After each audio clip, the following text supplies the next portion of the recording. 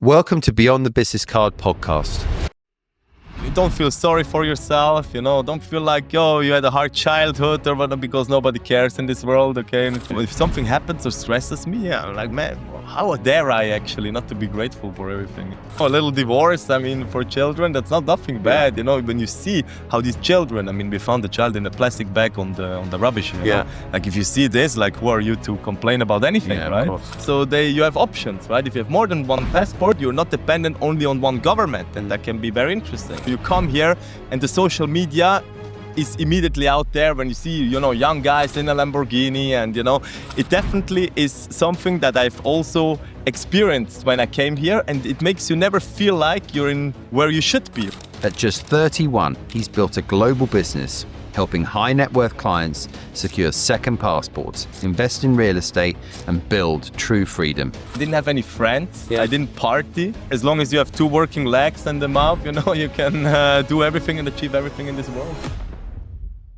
Hi guys, and welcome back to Beyond the Business Card podcast with me, your host, Justin McGuire. And today we are in a completely different venue, a really, really lovely office. We are with Jeffrey Henseler, founder and CEO of the PL Group. Jeffrey, thanks very much for inviting us to your lovely office. Thank you so much for being here. It's a pleasure. So today we're going to uncover your story. Now, Jeffrey, I've seen that you've hit Forbes 30 under 30. You've got a hell of an office here. We were chatting off camera. Sounds like you've got quite an empire you've built. So I'm going to be intrigued to understand how you've done this at the age that you are, the journey, and just really unpick that story so that the listeners and viewers out there have an idea what goes on in the eyes of an entrepreneur. Wonderful. Now, the whole purpose of this podcast really is to tell the story. Beyond the Business Card podcast, it kind of says what it is, but just so we're clear, when I was looking, I built a growth and coaching business, right? And when I was looking to set that business up, I started looking at YouTube videos. I started exploring how people could get into coaching and growth consultancy. And all I kept seeing was pictures of Lamborghinis and Ferraris and basically people making out their overnight millionaires.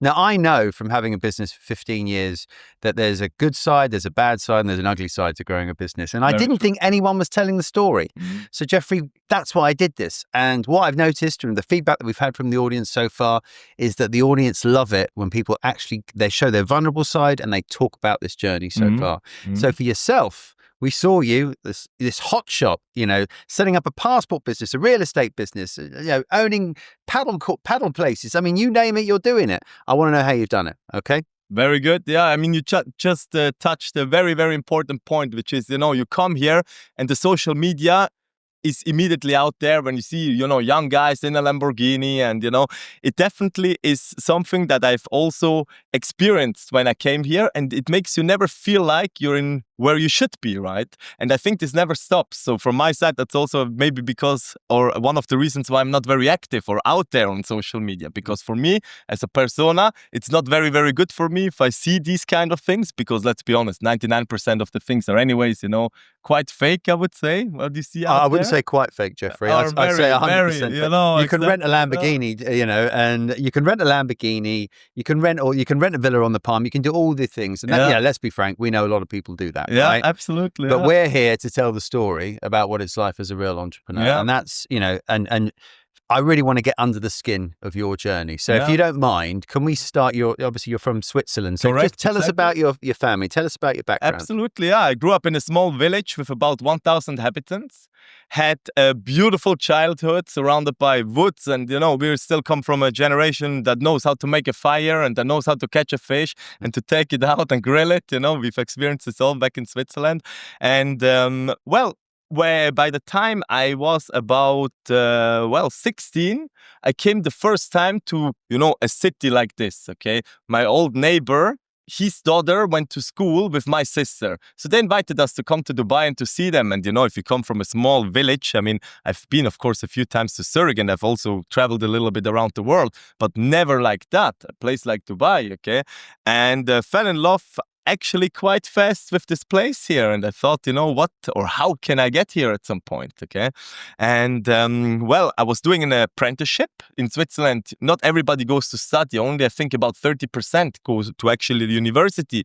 The rest of the people, they start with an apprenticeship. So when you're 15, 16, you have the choice between going to this university or studies, or you start learning a profession. So it's quite hard for, of course, a young person to make a decision, because that's quite life changing then, right? If you say today you want to make, or you want to go into an or let's just go a sales job, okay? You usually go with that then quite a long time, okay? If you go into accounting, that's what you usually do then for the rest of your life. So I decided to go and get an apprenticeship in a clothing store in Zurich, okay? So we, whatever you name it, we were selling actually whatever you can wear. And did this for 3 years, had an amazing time there. My boss, shout out, Mr. Schneider is his name, okay? He really believed in me a lot, and he always pushed me a lot, and he's a very, very great guy that I had the chance to work with. And that person, or the father of the daughter that my sister went to school with, we stayed in contact, the one that lived out here, okay? Mm-hmm. And I asked him, when I was about 19 then, if I could come and, check for a week long what he's doing here actually. And he gave me the chance and the opportunity to come here. And we came here and we flew for one meeting to Bahrain and in the evening back, And when you see this as a 19-year-old boy, you are in love. That's the life you want to go with, okay? Especially for me, because I love I love work since I'm a little boy, okay? And especially the sales part. So I was very, very amazed by that. And I asked him, hey, is it possible to come work here? He told me, Jeffrey, look, you barely speak English. You didn't finish your apprenticeship. You don't have any kind of higher degrees. It's a little bit, it's a big risk to take, Told them, okay, fair point, and I went back to Switzerland. And I finished my apprenticeship, then the army, and then I went to Cape Town to learn English, okay, for 3-4 months. And then I called him again, told him, hey, Marco, please, I speak English now, can I come? And he's like, oh man, you know what? Let's try 3 months here, okay? So I had to turn 21 first. Yeah, I was just about to turn that. When you're 21, I give you a chance, 3 months. If this works out, great. If not, you had a great experience in Dubai for 3 months, And I arrived here, and he was in the business of citizenship-by-investment. So that's what his business was, And I came to work with him, and thankfully I met one guy one day, Mr. Sanjeev. He said, I met him in the elevator, and he was I told him what I'm doing, and he's like, oh, very interesting. Can I come to your office? And he's like, I was like, yeah, sure. Okay, come please, 13th floor. And he came, and he ended up signing and went through a program. And I was like, okay, fine, and Marco was like, hey, that was absolutely amazing. You can stay here. And that's how, the journey started. Mr. Sanjeev. Yeah, Mr. Sanjeev. He doesn't know it, but, okay. He saved me. Well, look, we've gone through quite a journey there, and that's what led you to obviously getting into the passport business, which we're going to talk about at length. But I'm quite intrigued by your backstory still. A small village in Switzerland. Mm-hmm. You've said you've got a sister. Any other siblings? Yeah, brother and a sister, correct. Okay. And where do you sit in that? The oldest one. The tallest and the oldest. No, I'm also the tallest one, actually. You're the oldest. Okay, so probably burdened with a sense of responsibility, maybe, of the others? I would say so, yeah. Okay. Early divorce of my parents when we were like 10, 8, really? And 5, so definitely that was a rough time, I would say. I imagine. But, makes you stronger, and I think now we all sit on one table. That's what matters. Nice.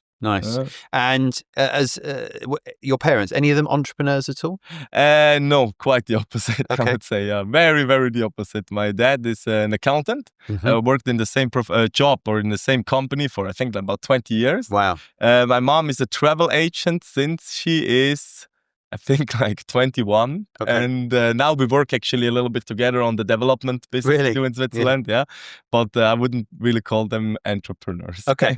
But that's quite interesting nonetheless, because I speak to a lot of entrepreneurs, right? And not everyone who's an entrepreneur comes from this deeply entrepreneurial background. Mm-hmm. Often it's quite deep rooted in family situations and perhaps how they feel they need to act within their familiar situation. Yeah. So you touched on there was your parents got divorced, and you felt you had to step up then, did you?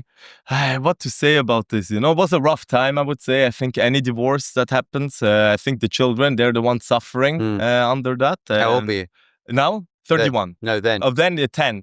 So Right. it was 10, my brother was 8, my sister was about 5. Wow. So, it was, I would say, quite early. Yeah. But then again, if you look around what's happening in the world, I think we're coming from the most privileged backgrounds you can only imagine, right? And for that reason, I don't think there is any complaining about it, but you don't know that when you're 10 years old, right? Now, if you look around the world and see what's happening, a little divorce, I mean, like there is, as long as both parents are alive and everybody's healthy and you live in a safe, secure environment, I think, that's what matters way more than anything else. Yeah, but you don't feel like that at 10 years old. Not at all. You live in your own little ecosystem there. So that's very interesting. And how, so you didn't go to university is what you said there. You sort of went through the University of Life, it sounds like more. Yeah, correct. My sister is the first person in 3 generations, mother and father side, that go to university. There you go. Yeah. So she's our lucky child, smart child. Well, I mean, so I didn't go to university actually, and I'll tell you why. So my father left when I was, I was a little bit older than you. So I think it was 13, 14, and my father was an alcoholic as well. So I felt this real need to look after my sister, perhaps potentially how you felt. And as a result of that, when it came to going to university, I didn't want to go because I thought I'd be wasting time. All I wanted to do was earn money. I wanted to bring money in. I wanted to make sure mum was all right. But also, I'd kind of got a bit of I took a lot of jobs while I was at school. I got a pub job. I got I was in a retail store for a bit. So I was kind of used to having my own money. And this thought of going to university, loading up with debt, being away from everyone, I just thought I wasn't fulfilling a role in the family. And it drove me on. So I don't know if that was similar to yourself, but it definitely impacted me. I mean, if you don't want to become, a lawyer, a doctor, or anything similar to that really needs university degree, I think you're quite well off with the system we have in Switzerland, because there you actually learn while working. You still have school 1.5 days, but at the same time, you work. And I think the experience of work, I know people, they're 26 years old. Yes, they have a master, but they haven't worked a day in their life. Yeah. Then the question is, who are you going to hire? The person with already 5 years of experience in that specific, call it marketing. If somebody said it's marketing for 5 years, or somebody worked in marketing for 5 years, pretty sure the guy that worked in marketing for 5 years is way more qualified. 100%. And look, I speak as someone who owns a recruitment business that I've always said that. But you'll always be intrigued, like in different markets, for example, in places like Singapore or Saudi. Yeah. In order to work in there, they'll go back and check your university qualifications over experience, which I think is a very backward way of looking at things. But there we go. That's how Switzerland is also, by the way. Oh, no. So they don't encourage so you. Here in Middle East, it's quite nice for me when I was a small, boy. Come here, you're appreciated more for, how you talk and how you are, and then the degree that is on the paper. Well, heads up, if you want to open a business in Saudi and Singapore, they go for the educational certificates. Okay, so that's Jeffrey, thanks for sharing that. And so obviously earning money in the retail store that you talked about, that clearly had a big impact on you, right? Was sales your passion then? 100%. That's when I experienced sales, because we had 2 floors, okay? And when you are up there and, a guy comes in and he wants to buy a tie and he walks out with 3 suits and 2 shirts and, whatever, and you walk down this little stair there and everybody sees, because you also had this number on the little screen at the counter, you could type in your number and you see everybody who sold what that day, And my goal was just, to be every day on top of that. I earned $600, a month. I mean, this is not the biggest motivation, but to be on top of something and give the best advice to the clients, I think that's what I experienced back then. Okay, so there was a competitive streak in you that was shining through quite clearly. I would say so. I like it, But that was already, back in the days when we were like 6, 7. Yeah. We sold stones on the side of the road for the hikers, We draw something on them and we sold them to the people, Like, I think that started very early. You say we, who are you selling? Me, my brother, nice. My sister. We picked flowers and we sold flowers, at the side of the road. Was any other kids doing that, or was that just you? I mean, I think especially in our friends group, we started then to sell different things. No. Yeah, nice. I remember at school, I was selling very weird, like I photocopied covers of movie posters. I don't know how I managed to sell these things now. And I would charge more if the paper wasn't white. I got like white, green, blue, and red, and I charged more if it was coloured, and people would buy them. Hilarious. Suckers. Okay, so the Switzerland system sounds super geared towards an entrepreneur. What a great system that is. I didn't even know that.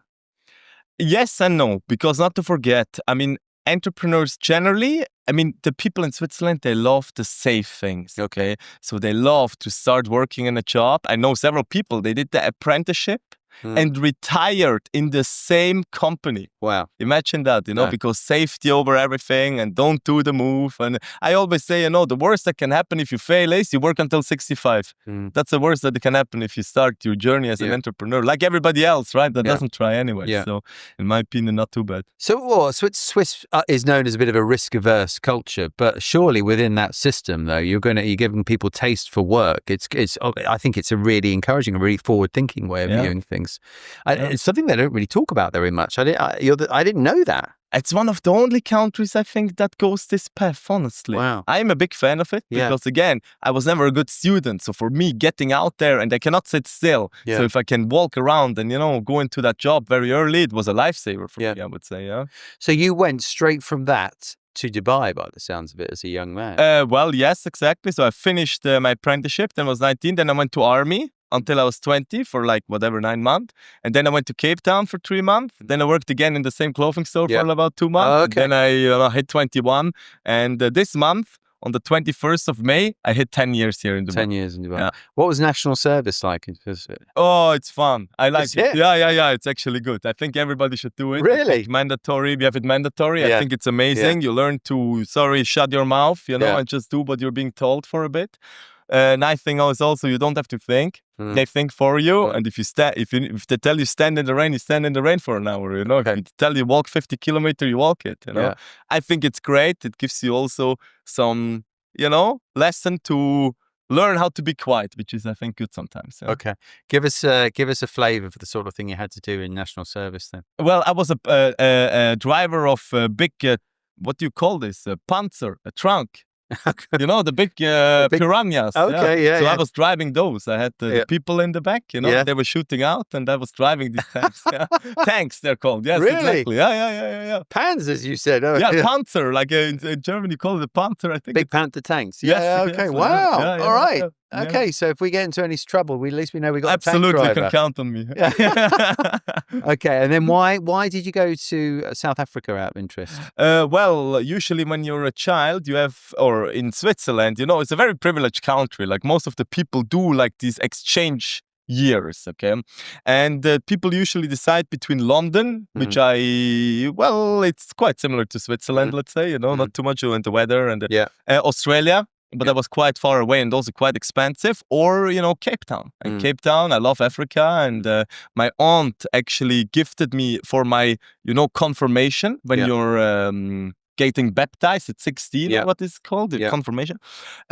She gifted me that we go to work in a kindergarten in South Africa and help building it in a township. Wow. So we went together. Yeah. We did that for 3 weeks.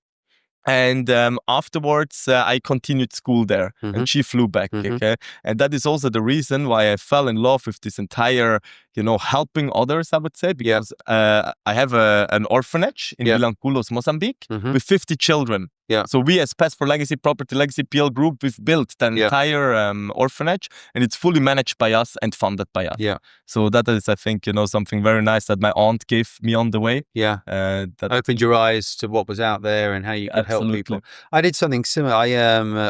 I didn't, it wasn't in Africa, but I was working in advertising communications for 7 years. So I went straight from, literally from working in that pub straight into a career in advertising communications. And then when I was 27, I decided to jack it all in. I just decided I didn't want a career within that agency world, and I moved to Central America. I moved to Honduras. Yeah. Oh, really? And there you saw it had the second highest murder rate in the world. Yeah. Lots of HIV spreading horribly, all sorts of things going on there. I actually didn't research it probably as much as I should have before I went. Yeah, ended up with a gun put to my head and all sorts of crazy things. Really? Yeah, it was wild. It was wild. But one thing I did see was obviously the kids, the underprivileged element, the help that was required. So I ended up working in a school for a year, and it's made a lasting impact on me. So much so that I actually asked my wife to marry me back in Honduras. So it felt like such a special place for me that I had to go back there. So it's amazing that your aunt had that impression on you that seems to be lasting. Yeah, I mean, not only that, she always said, I do not gift physical gifts. Yeah. You do things with me, that's the gift, Yeah. and then you're 15, you're like, man, what, I go and work in the kindergarten in Africa, but then, it opens your eyes. And that's why I also said before, a little divorce, I mean, for children, that's not nothing bad, when you see how these children, I mean, we found a child in a plastic bag on the rubbish, know, like if you see this, like who are you to complain about anything, right? Of course. So did you think like that when you saw it? What am I to complain? Did it have a fundamental impact on you when you came back? 100. I mean, even now I think like that. Really? If something happens or stresses me, I'm like, man, how dare I actually not to be grateful for everything? Really, that's your 100%. I don't get stressed ever about anything. Okay, that's fascinating. Yeah. And so there's not many people I know that sort of fall into a passport legacy business. Yeah. So I mean, you knew someone out, because I don't really know much about this business. Yeah. So, like, help us understand. You moved to Dubai. Yeah. Or you moved to Dubai for 3 months, by the sounds of it. Your ex-boss gave you a trial. Yeah, correct. If you could speak good English and sell. Yeah. But he afterwards he said, hey, that's great, and you're in. Yes, exactly. And so that became from that decision was it Mr. Sanchez? What was his name? No, that was the client. His name is Marco. Well, Marco gave I mean, from him. Thanks to Mr. Sanchez. This is it. You've been in this direction ever since. Correct. So for those that don't understand what that type of business is, perhaps you can give us a bit of a broader idea of what a passport legacy business is. Absolutely. So citizenship-by-investment, this is called, okay? This is actually in place since about 1984. One island state called St. Kitts and Nevis in the Caribbean started that, where they realized, hey, there are people out there with a weak passport that cannot travel around the world. We have a good passport, but our economy is not very great. So how about there is an exchange? Money or investment against the citizenship, okay? That's why it's called citizenship-by-investment. Now, St. Kitts and Nevis started that. Back then, they didn't have a great passport. They had just a neutral passport, let you travel a little bit, but then they worked themselves up. And now they have visa-free access to 160 countries worldwide, including the UK, Schengen, Singapore, Hong Kong, etc. So, as a businessman, let's call it from, let's put whatever country you're from. Let's say you're a businessman from Russia or a businessman from Nigeria. And you need a visa for each and every country you want to go to. You have a meeting tomorrow in Germany and then the next week in Singapore. You need to leave your passport at the embassies. Maybe it takes 3 weeks. You're scared every time of getting rejected, etc. And therefore, people tend to apply for these second citizenships so they have visa-free access around the world, okay? That's how it was until now. Now there are about 18 programs in the world with citizenship and residency, and let's say the ones that we do properly, out of which about 10 are citizenship by investment. So literally passport against an investment. But now it shifted a bit. Now we see a lot of first world countries that come in now and want another passport. Why? The UK, as an example, we touched base on it earlier quickly. They speak about exit tax.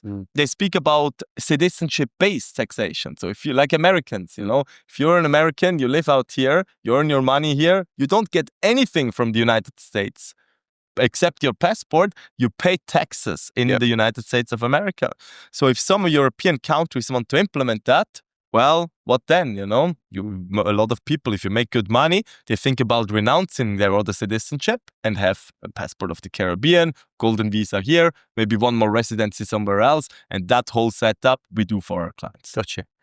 And so when you arrived in Dubai, this is where you're working, and did you quickly realize that there's a big opportunity for this business? Hey, I would say so, because at the end of my previous boss, Marco, he then retired, and I asked him, do you mind if I do something similar to this, and he's like, go ahead, So was he a main player in this business? I would say back then, 100% one of the big players. Really? Yeah. This company especially, definitely one of the big players. But back then, this was not a very well-known topic, okay? Yeah. There were maybe like 5 companies in Dubai. Now there are most probably like 200, really? Okay, that try and do that, okay? Lots of amateurs in this business that, think they can get the quick money, but that's not how it goes. Okay. So Marco announces you to retire. How many people work for Marco's business? As I said, it's not in the business anymore. No, back then, we were a team of about 10, 15 people. So why didn't anyone else want to take on that business? In terms of what made it be you that took on? No, the business continued, Oh, it but not with me. Okay, somebody else took over. Then he resigned, and somebody else took over, and I think that's how. So you saw an opportunity Yes. from that to go on your own. I had two options: either to continue there, but then if you have changes, and it wasn't really for me anymore, I felt. Or you go work for a competitor, or I was 24 at the time, or I said, you know what, let me try. If I fail, I can always go work with a competitor because I have a very nice big clientele that trusted me. So I think it was, worth the shot. And I took them on. So that guy who worked in retail was pretty competitive. How was that person doing then in the passport legacy business with 5-10 other colleagues? Were you the top salesperson? Yeah, I was actually for, I would say, 2 years in a row. And I think, I was doing pretty well because one of the reasons why, and that's a very important thing I would say for the listeners, there are a lot of people that always go after the big tickets. So in the clothing store, oh no, he doesn't have money, like, you go, okay? Maybe only buys a pair of socks, maybe he buys, only a little pocket square tie or whatever, but then he trusts you and he comes back whenever he needs something and he brings his friends, right? If you're a good advisor in any business, you live from referrals, and the same went also in afterwards in the company. Okay, in the CBI industry, when I started there, a lot of people. We had a program called Cyprus back then, very profitable program. Okay, because you had to buy real estate of €2 million, so the commissions were very high. But I always did, also the small programs. Okay, and then if you look at the end of the month or at the end of the year, they always come back then with new referrals, okay? And that's, I think, part of my success. So don't only wait and hunt the big tickets like in real estate. Yeah. Sell that apartment in JVC for 550,000, which is mortgaged, okay? Because you never know. Maybe as a friend that will afterwards come and, buy more, of course. Yeah. So it was all a word of mouth business. That's what was getting you through. But Correct. Also lifetime value of the client then. 100%. They came back. They liked dealing with you. They came back. Yeah. Okay. And what do you think? Why do you think others weren't doing that? Do you think were you the only person doing that? Was that like your special sauce? When it comes to the CBI business? Yeah. No, I think there are others now that also opened their own company. No, I mean, what made you? Was that your secret that made you the top sales? I would say 100%. And the others, what were they doing then? Well, some of them were waiting for the big tickets. Okay. I was a big fan because back then I didn't have family, I didn't have anybody, so I was single in Dubai. I was able to go to a networking event every evening. I was able to go for dinner every evening. No responsibilities when you're alone. I didn't have a pet, I had fish, and that was it. I feed them once a day.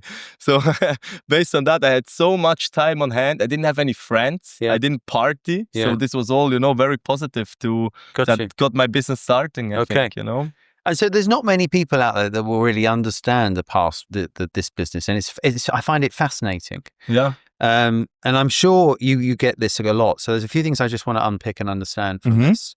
First of all, I suppose, do you act as the broker agent on behalf of the country? Correct. How does that, is that so they give you the license to sell correct citizenship to them, and they pay you a commission. Correct, exactly. Right. So we're a government authorized agent. The other room we have there, they're all the certificates of all the countries we promote. And you need to go, of course, you pass due diligence every year, and you need to be quite on top of your numbers in order to get these certificates. Based on that, they will give that, and we're the middleman between the client that is interested in it and the government.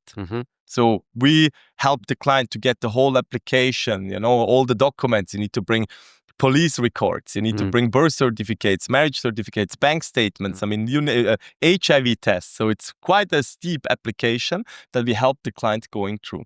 And that perfect application, we then submit to the government. Okay. The government will then, do their due diligence, independent due diligence on it. And we'll then come back with an approval letter or a rejection letter. Okay. Of course, we do our due diligence checks already on the clients before we even charge $1 because, first of all, we don't accept money from someone that is has something shady going on. Otherwise, our bank accounts will get closed fairly quickly. And based on that, we also have a very, very high approval rate from the countries that we work with. Yeah. So you touched on due diligence there, and I'm quite intrigued because you get, obviously, a lot of people believe that sometimes having another passport can be shrouded in mystery, it's either James Bond or a gangster that does this. So when you take someone on, is there quite a significant amount of risk that you have to take from your side? Do you have to pay for all these due diligence certifications beforehand? How do you know if someone's hasn't got a dodgy past? How do you know if someone's not hiding things? Yeah. I mean, first of all, governments make you believe that having a second passport is bad because if you have two passports, they do not have you buy the, so you have options, right? If you have more than one passport, you're not dependent only on one government, and that can be very interesting, right? Yeah. And governments usually don't like that, okay? Because they love to have control. So when it comes to the due diligence, generally, we pay for programs, World Check and 10 other programs that we let our clients run through based on passport numbers, based on social media, based on their names, based on their age, date of birth. And it spits us out practically all the things that are, around this person. Of course, we can never be 100% sure and confirmed that this person has never done anything wrong in their past. But if they would be haunted or searched or, would have an arrest against them, we would know that. Okay. Yeah. And if I fail with one country, do you just try me on another one? No, not really. I mean, in the Caribbean, they have an agreement that if you get rejected by one, you cannot apply for any of the others. Okay. It even goes harder than that. If you have an outstanding Schengen or UK visa rejection, you cannot apply to these programs, So some of them we have to first get or obtain a UK or a Schengen visa before we can make an application. Then there are other countries which are a bit more flexible, like Vanuatu. Country next to Australia, 4 hours flight from there, but the passport is weak, so you cannot really travel a lot. Where can you go if you get a passport from there? But this is more like, if you're a German, okay, and you want to have another passport, just, something cheap and quick because of whatever reasons, okay? Why would a German just want another passport? Mainly because of taxes. Germany is now discussing also, not to forget, mandatory military service. Wow. And if you look at what's happening in Russia and Ukraine and knowing how much money Germany spends at the moment on arms, and they now want to implement mandatory army service. If you count 1 + 1, something is not good or something is cooking there, Wow. So let's see how this will go. But if you say, you know what, I don't want this. If worse comes to worse, I leave my country and I go to live in Vanuatu for a bit, okay? Hey, why not? I mean, there are worse things to do, right? So let's this is fascinating, and we're going to come back to the passport business, but I want to go back to you, the business person, because we're also there's this young guy. He's joined. After how many years did you set up on your own then? 3.5. So 3.5 years in the working world in Dubai. Yeah. Swiss guy, been in Dubai 3.5 years, and you decide, you know what, I'm going to go and set up my own business. Yes. Right? What made you think you could do that? Hey, I think, again, I think, first of all, I think I was quite capable because I was performing extremely well. I think, with the clientele I had back then and the very trusting clientele and appreciating clientele, I thought, why not, right? I thought I'm always... I see the opportunity, I think, And if someone says you cannot do it, okay, let me prove you wrong in a way. Maybe it doesn't work out. But again, if not, I have 10 other things I could do potentially, right? When you're 24, you don't have a family to feed, you don't have to do anything. Worst case scenario that could happen is I go back to Switzerland, which is again not too bad, So I did not see any minuses. I've only seen pluses, okay? And then I took the shot and I knew it's going to be hard. I mean, the first year was quite easy, but year 2 and 3 was fairly hard, I would say, When you had your costs afterwards and your people and you had dead months and, COVID came, not to forget, then 2020, And that was, I was sitting at home and, I was like, okay, now what, right? But not one time a person in my team was not paid. Okay. Not for 1 month. Nobody had to leave, nothing, okay? Yeah. And I'm very proud of that because afterwards, after like 3 months in COVID, it spiked quite a lot, our industry. I bet. Yeah. So what did you need, this person that's worked for 3.5 years, and then they want to set up their own business? First of all, what do you call? Is there a license for passport legacy businesses? What type of license do you have to get? Yeah, it's called immigration services. Wow. So immigration services is only accepted, of course, not by every free zone, but a few. But we're here in JLT, DMCC, which is, in my opinion, I like it here. So based on that, we set up here. So you had to pay out for your license. Yeah. What else did you need to get? Well, we had to get an office, of course. So you had to get an office. Yep. No co-working. You had to go straight. I like to have the name at the reception. Why? Because it's a very client-oriented business, right? So they're here a lot. Yeah, of course, wow. definitely. They want to see, because what do you offer? A service. You pay for all of this. It takes 1 year, and then you get the booklet. Okay, and they need to do checks on us at the end of the day. And This is the countries are you talking about, or the clients? the clients. Okay. Yeah. Okay. The clients. That's extremely important for the clients to do their due diligence. Are they set up here? Do they have people here? Where is processing? Where is finance? And we were able to. I wanted this from day one to have. So that's quite a big investment at the beginning. It was, but not to forget, I was doing quite well, right? Yeah. So you got quite a lot of savings. Yeah. Did you take any investment? No investors since day one. All on your own. Yeah. Okay. So No bootstraps, investors should we since day say? one. Okay. And when you so you've got office, all the costs to go with that. Yeah. You've got your license, you've sorted. Did you have any staff? Yeah, I hired 3 people immediately: Fiona, Maria, and Darine. Wow. And there are 3 ladies and me. We started. And what were they doing? One was doing marketing. Marketing and finance, okay? Interesting fusion. Yes, I know, but in the beginning you had to combine the people, yeah. Marketing and finance. Fiona and Darine, they were doing applications processing, yeah, and then everything that comes with it. Bring a coffee to the client. Gotcha. And you were the sales guy. Yes, correct, exactly. And then anything that came in, you passed it back to the guys, and you went out, got the sales.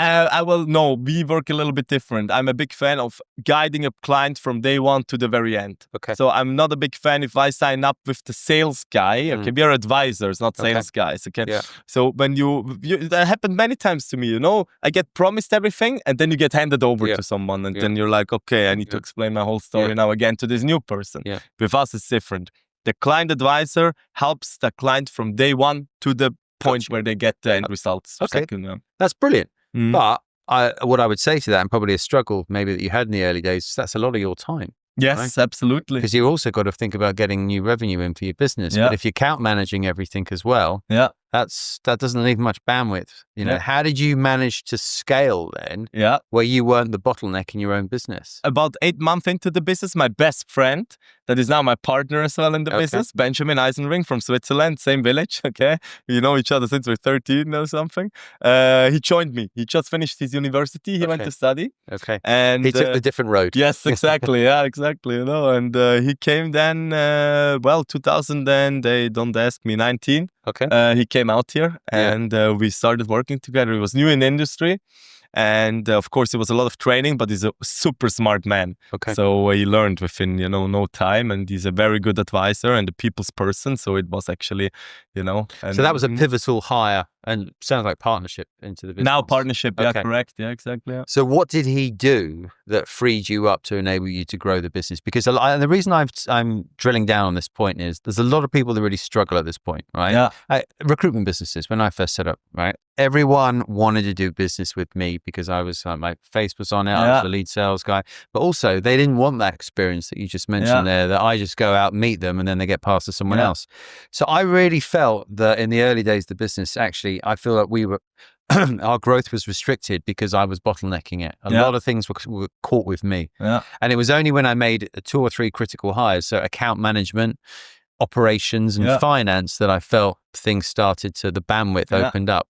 Tell me a bit about your experience. I would say, with Ben, again, if I go with Ben to a meeting with a referral, for example, okay, and Ben, again, he's an amazing guy, he will sit down with that person and talks immediately about the process, etc. I'm the background noise in this case, okay? And he's the main guy. And that guy then goes out and will not say, hey, Jeffrey from PL, contact him. No, they will say, Benjamin from PL, okay? Contact him. And I think that's the transition that took a little bit of time in the beginning. But then, he was running himself, let's say, quite fast. Yeah? Good. And that we repeated that process just a few times with good people. Some of them experienced in the industry that brought their own clientele in as well. Because when they come with their own clientele, they will not say, go to Jeff, right? They will say, go to this guy, Yeah. So you felt you were, as a business, you got to the mature enough stage where you were able to bring in good people. Then they saw quite quickly that you were a shaker and mover in the space. I would say so. Also, if you look at our people, we have extremely amazing, qualified and educated people in our business. Okay. Yeah. So what year are we talking? So you've set up what year? 2018, 1st of October. Okay. So this thing called COVID waxed through the world 2020. Yeah. What does the business look like going into COVID? What can I say? I had two people then working with me, Max, who's now leading our Nigeria office, and Ben.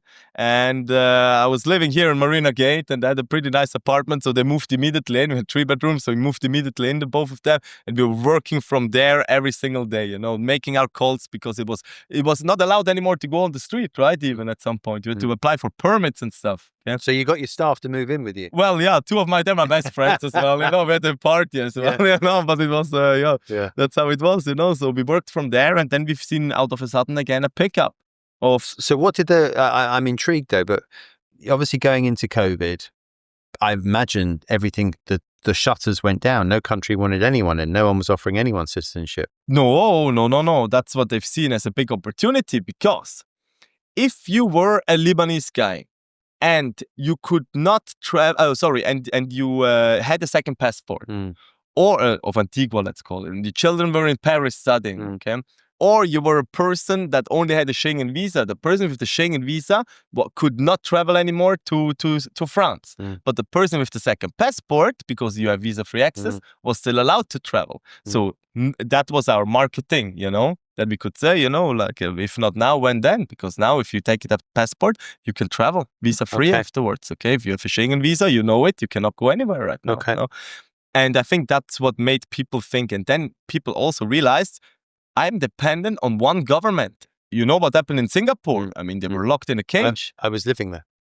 Was it a nice life? No, most probably not, It's funny did you know I was living in Singapore? No, I don't know, but I have an office in Singapore, so I know how the people lived there during that time, it's horrible, sorry to say. China, I mean, you were dependent on one government at the end of the day, and most of the time this was a government you are from. So if you're a person, a Singaporean in Singapore, that's how your life was now. Yeah. So what I'm also intrigued is, so governments were still offering citizenship even during the COVID times. Fascinating. More than ever. I thought they would be on lockdown. They didn't want people going in, but they were still selling. That's fascinating. Doesn't matter, because these programs are 100% done remote. You don't have to travel for it, right? Wow. You don't have to go there. Everything is done remote. Yeah. So actually COVID ended up being fuel in your fire. Absolutely. This was a big breakthrough for the industry. I would say not only for our company, but for the industry. And then not to forget what happened next. UAE real estate market started booming, right? Yeah. Because of the, very, very low rules and regulations they had towards COVID, also because you have a very young population here. It made sense. Looking back now, it made actually a lot of sense, right? And that's when we started our second company, Property Legacy. That is a real licensed brokerage. Okay. So that's how we got into real estate, because the people that did a second passport with us, or residency, they then started to ask, hey, what about buying houses? Do you know someone? We referred a few to different companies, and the feedback was mainly, he's not taking the phone since 2 days, and instead of our reputation going up, it went down. So we're like, you know what? Let us try on our own once again. So I've got it clear then. I want to look to sell my house in Arabian Ranches. I could come to you for that? 100%. Okay, so you're a full brokerage. You're not they're not are they cross-pollinating still? They're not exclusively cross-pollinating. We are able to do the whole real estate market in Dubai. There are some areas we're more focused than others. Yeah. But the Arabian Ranches, for example, we're quite good. We have one I'm guy not selling, by the way. But sorry, not yet. Yeah, you guys can give me a call when I get the green light. 100%. Okay, that's very interesting. Now I'm going to go back to this passport business, because I've got many questions going through my head. So I'm intrigued by this passport business. I'm going to go back to this now, because I'm going through my mind. I'm trying to think of the different nationalities, the types of people that want a second passport. Is there a trend? Yes, absolutely. 10 years ago, it was really like the third world countries, weak passport, wanted to get a better passport to travel. But now, again, we have so many Germans, British, Italians, French people that really go based on inheritance tax, high income tax, high corporate tax, safety in their own country. You know what's happening in UK at the moment? I mean, it's a joke. Illegal immigration, and all the people that, come to us, they're usually with these exact fears that are going on, okay? And based on that, a lot of them say, you know what, I take another passport. I will be, again, not only depend on one government, but I have options. And based on that, the trend is moving from these visa-free access to actually a lot of plan B asset diversification, and just having, another option than only my home country. Yeah. So let's use me as an example then. Yeah. Okay. So I'm a middle-aged guy, British guy. I've lived in Dubai for 17 years. I am fearful. We've got 3 children, but do I want my kids exclusively to grow up in Dubai? I don't mind it, but it's a debate my wife and I forever have. Okay. So if we go back home, there's always this, we go back home, we're locked into the tax system. Okay. We can't travel to Europe as free as we used to, right? What someone in my situation, right? I imagine, are they like a potential typical customer for you? 100%, Okay, 100%. So this could be a good sales pitch for. I'm going to test you. We go for it now, okay? But what would be my options? I'm intrigued. Yeah, okay. A lot of the people, they think a little bit about what happens also when I plan to retire, right? Yeah. In your situation, I could imagine Portugal. Portugal has amazing school, an amazing climate, quite a low crime rate, quite attractive taxes for foreigners, and a very affordable country generally with great food and great people, okay? There you have different options, okay? If you make a donation, if you invest into a fund, etc., you would be able to get a residency there and a passport within 5 years. By the way, I want you to try this. This is called Altoni Mate, okay? Very new in the United Arab Emirates and in Dubai. 100% natural. I should try it. Cheers. Cheers. Thank you. Yeah. Thank you. Oh, very nice. Yeah? So tell me, Portugal, you're telling me that Portugal is somewhere I should consider. Yeah. I've actually got a few friends in Portugal. Yeah. So why is it so attractive though?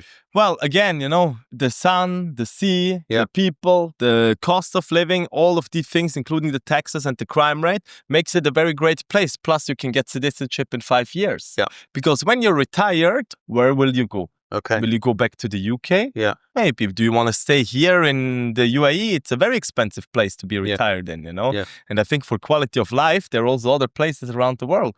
So Portugal gives an insanely good, in my opinion at least, situation where you could go in there. Quite easy to live in, quite easy to adapt. People speak very often English, and you have a very big British community, and that's exactly one of the options that could potentially help. Yeah. So is this something for the very rich though, Jeffrey? Well, it depends. The program started at the price of a Range Rover. So if you look around yourself, I don't know if now you say very rich, I wouldn't say so, but it depends on what is important to you. If you, prefer to have the lifestyle, well, it makes sense, but at the end of the day, if the program started $150,000 US, okay? Country in Nauru, for example, also next to Vanuatu. So I do not want to say it's expensive. But yeah, it's for the upper middle class starting at. Okay. I say. So this scenario that you gave me of moving to Portugal, which by the way, we're going to talk to Mrs. McGuire about, sounds very interesting. What roughly does that sort of cost so people can understand? Well, in Portugal, for example? Yeah, the scenario that you just spelled out, really, like it starts at 250,000, $250,000 in general, I would say, for the whole setup. Okay. Yeah. Yeah. And based on that, you will be a man with more than one option. Yeah. And would I have to, so for people that are exploring second citizenships, do they have to spend an exorbitant amount of time in those countries? Well, that's the interesting part because you only need to be there 14 days within 2 years. Wow. That times, maximum 3 times, and you will become a citizen of the country. Wow. If you need to pass a little language test, but that's mainly, where can I buy bread? 1 beer, please, the normal street slangs. And if you fail it, you can repeat it. So it's not that hard, I would say, to get. Gotcha. All right. So where does it go? Tell me, where can it go? Like, what are the bottlenecks in growing this business, or isn't there any? No, there are absolutely. I mean, in our industry, we need to fight a lot, of course, with reputations of our company, because if one government is having delays, of course, they put the finger on us. Hey, where is it? Is this real or whatever?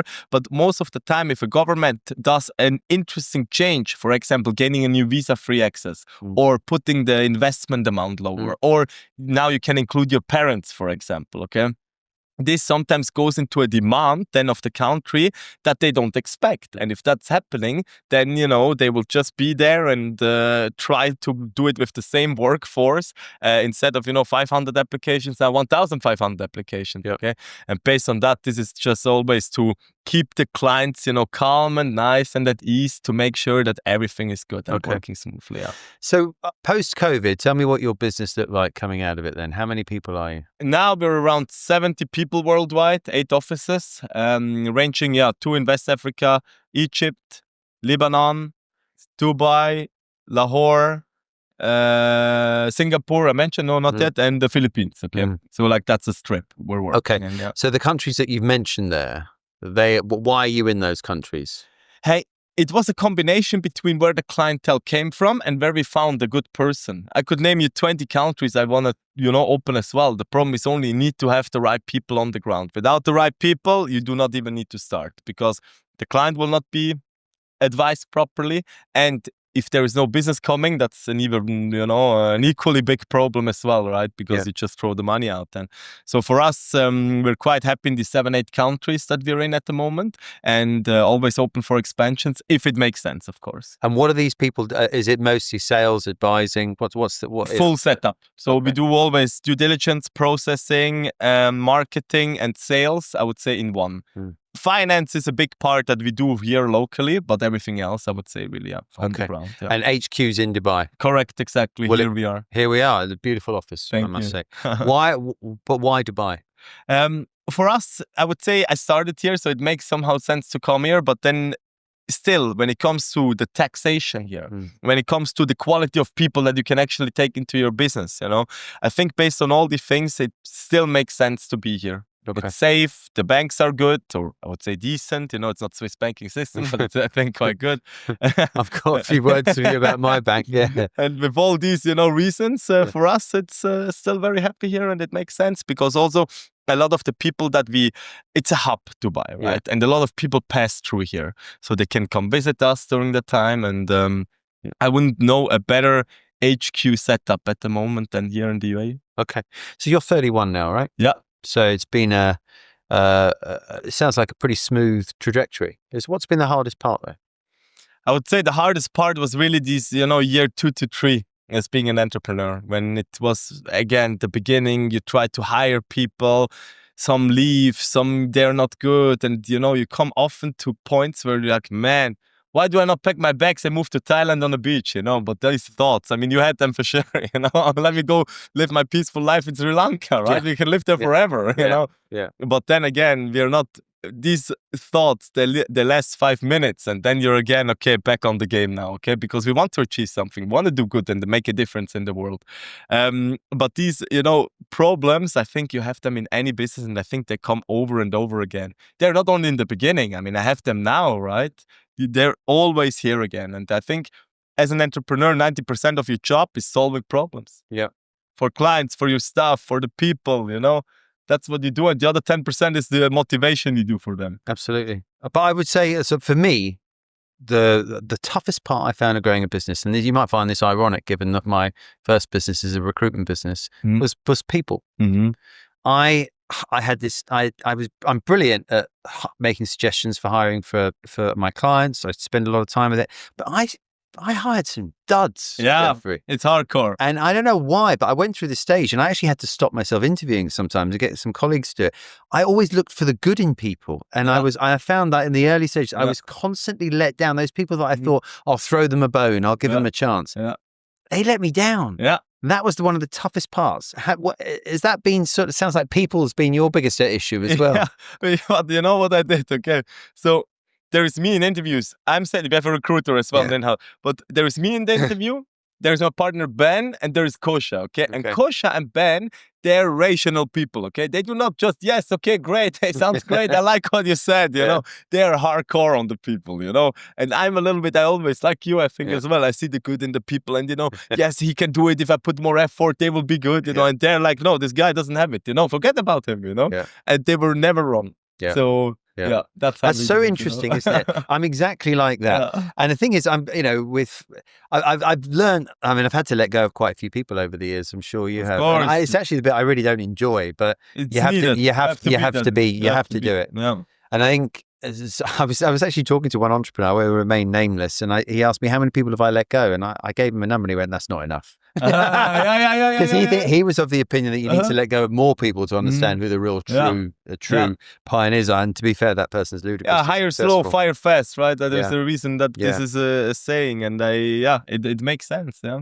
But how have you done? So your business obviously is spread out geographically. Again, I can speak from experience from having the business in Asia, hiring, keeping the culture that you've got here, and then teleporting that into another place. Yeah, that's no easy feat. I found that very challenging. How have you managed to deal with that? I would say, the managing directors of these offices, they're often my friends, okay, that I know for a long time, or that I hire based on, they have the same values than I have, okay? And I think based on that, it's quite easy. We have zero tolerance in here against any kind of toxic environments.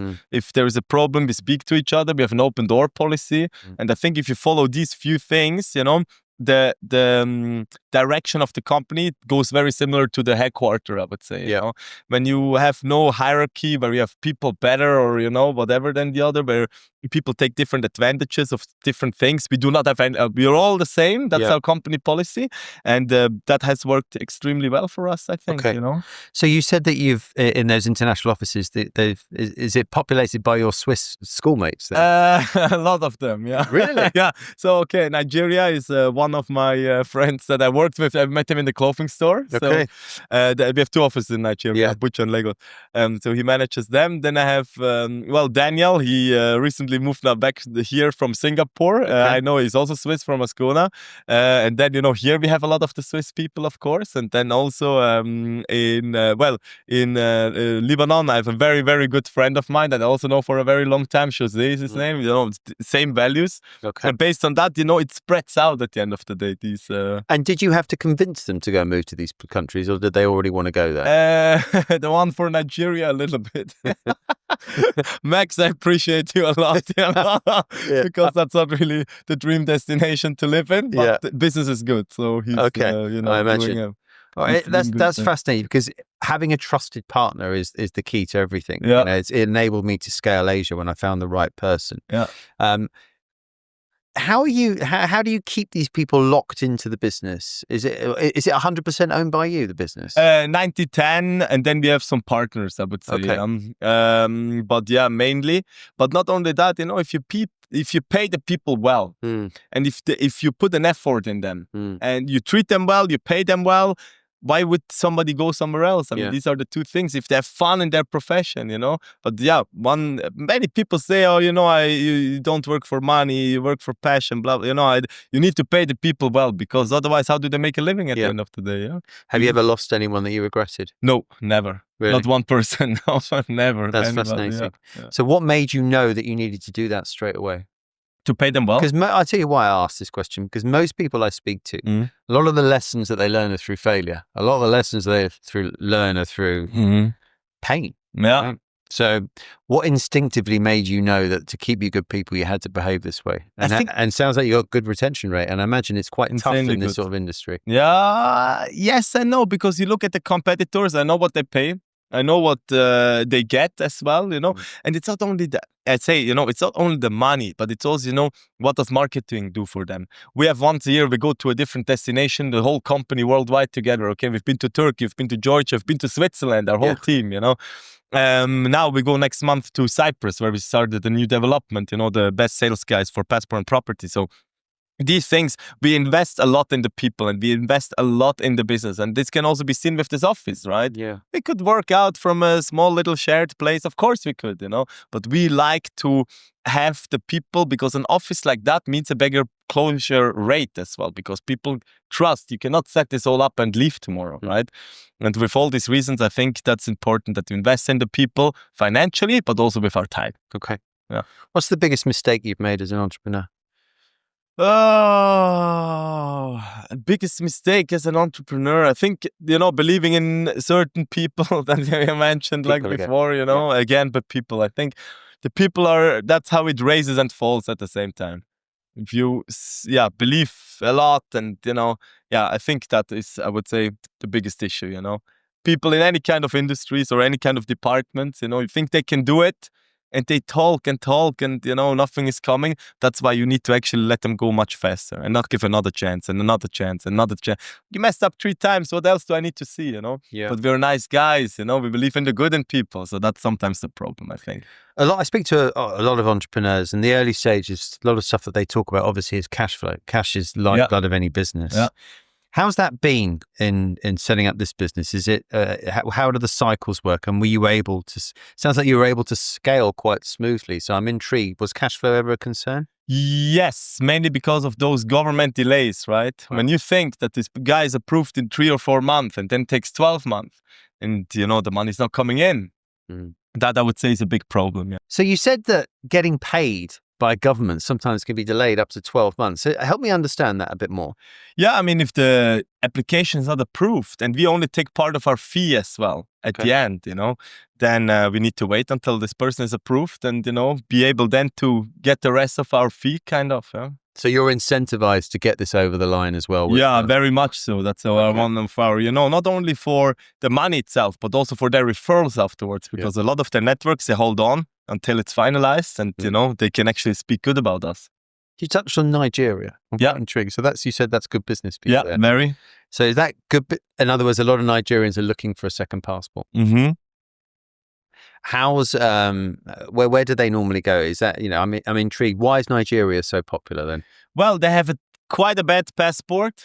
I would say one of the worst ones actually. Really? Yeah. It's a 200 and something million people country.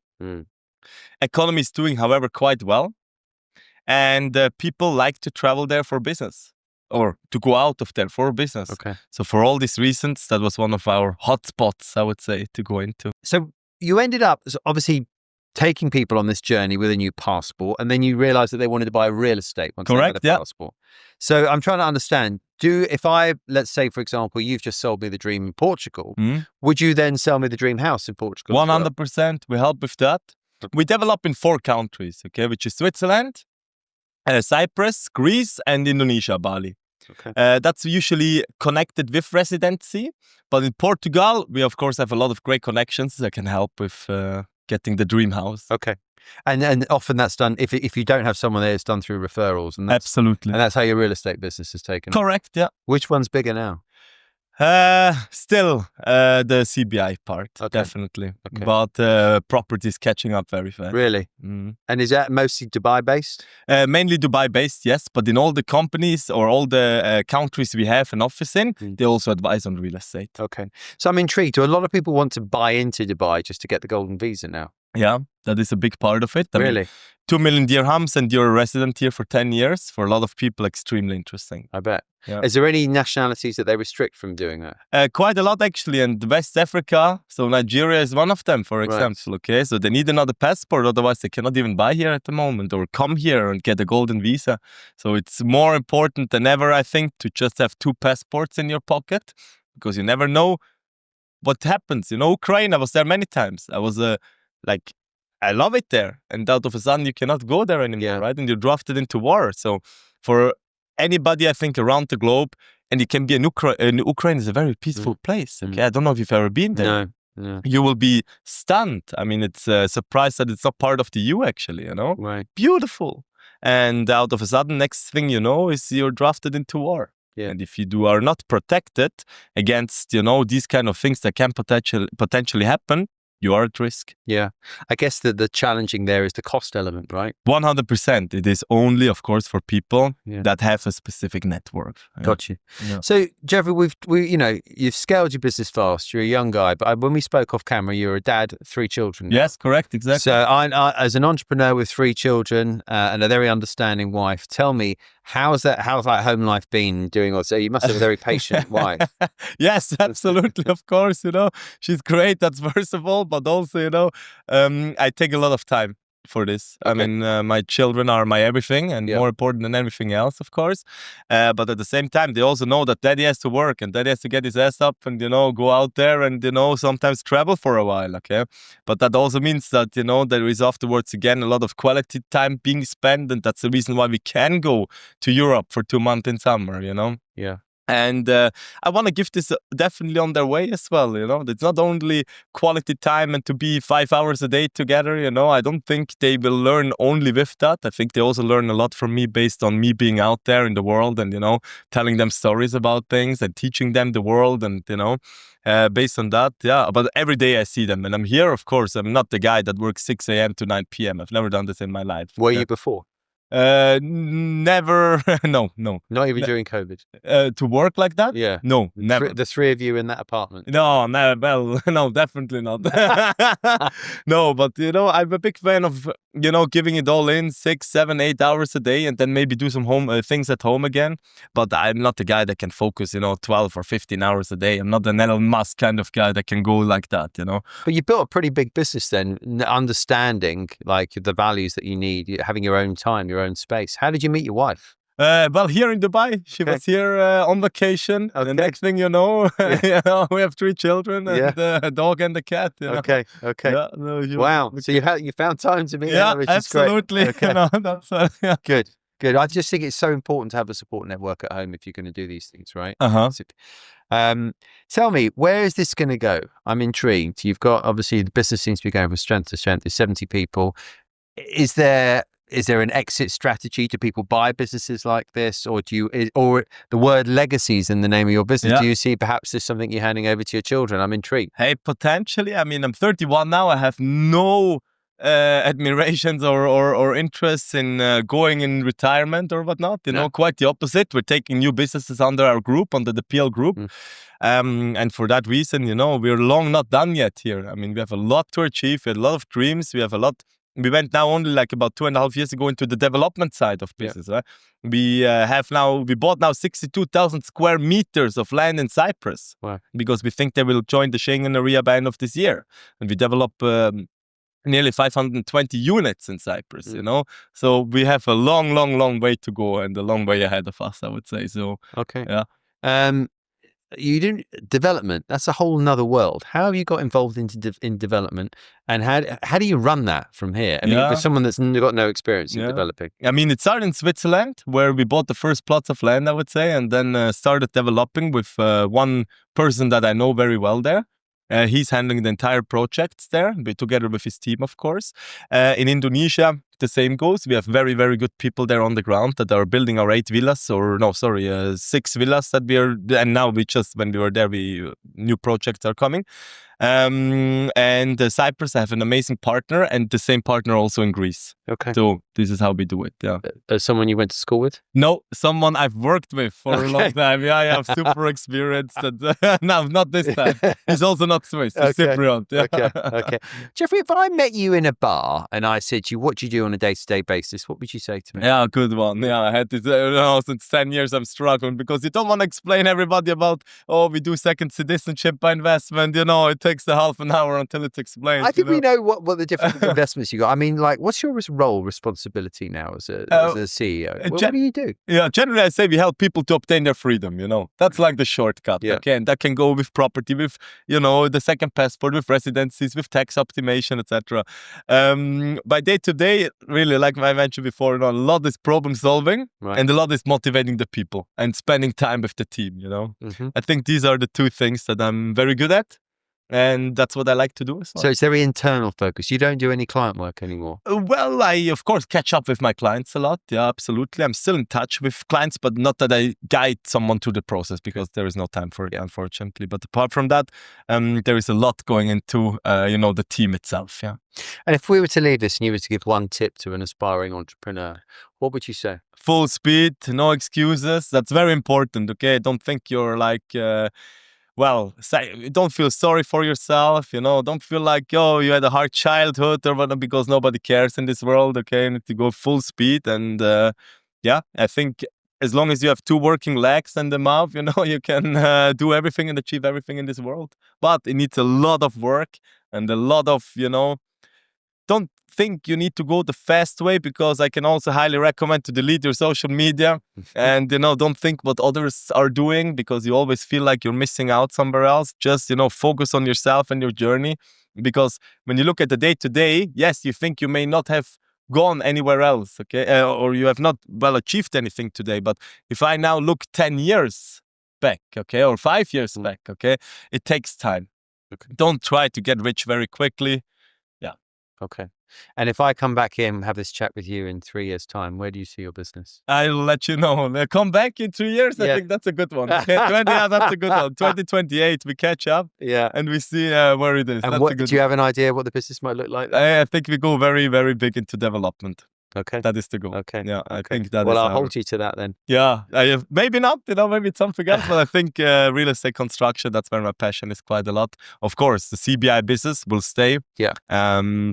But yeah, real estate development, I think, is the way to. Jeffrey, it's been a pleasure. Thank you so Very much. nice sir. to meet you. Okay. Thank you so much. Thank you. Very nice to meet Guys, you. I hope you enjoyed the show. This was a fantastic episode. Jeffrey really opened up there. I hope you took lots of value from it. And I'll see you on the next episode. Thanks. Thank you. Have a great day.